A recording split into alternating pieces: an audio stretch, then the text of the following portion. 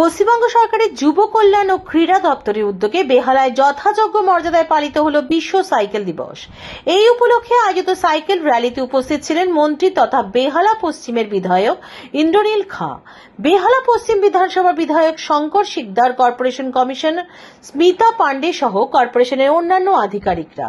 বিশ্ব সাইকেল দিবস উপলক্ষে সেনপল্লী পার্ক থেকে শুরু হয়ে সাইকেল র্যালিটি বিজি প্লেস ঘুরে পুনরায় সেনপল্লী পার্কে এসে শেষ হয়। এই কর্মসূচিতে কমিশনার স্মিতা পান্ডে, ইন্দ্রনীল খাঁ ও শঙ্কর শিকদার কর্পোরেশনের আধিকারিকদের সঙ্গে সাইকেল চালিয়ে অংশগ্রহণ করেন।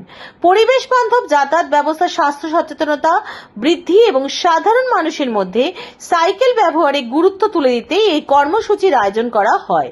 সত্যম নিউজের বিশেষ রিপোর্ট আপনাদের সঙ্গে আমি দুর্বা। আজ বিশ্ব বাইসাইকেল দিবস এবং বিশেষ করে ফিট ইন্ডিয়া, হেলদি ইন্ডিয়ার উপর আমাদের দেশের যশস্বী প্রধানমন্ত্রী নরেন্দ্র মোদী যেভাবে ফোকাস দিচ্ছে, যাতে যুব সমাজ, যারা ওয়ার্কিং ক্লাস, তারা প্রত্যেকে ফিট থাকে, হেলদি থাকে, অসুখের আগে স্টেজ অর্থাৎ সুখ, সবাই যাতে আমরা সুখী থাকি, সুস্থ থাকি, সেদিকে বিশেষ জোর দিয়েছেন। সামনে বিশ্ব যোগা দিবস, তার পূর্বে যে পুরোই যে হেলথের যে একটা বলতে পারেন হেলথ ফর্টনাইট বলা হচ্ছে এটাকে, যেটা শুরু হচ্ছে আজকে ওয়ার্ল্ড সাইক্লিং দিবসের থেকে, এবং আগামী 21 তারিখ সম্মানীয় প্রধানমন্ত্রী শ্রী নরেন্দ্র মোদীজি কলকাতায় এসে বিশ্ব যোগা দিবসে তিনি নিজে সেই কর্মসূচিতে অংশগ্রহণ করবেন।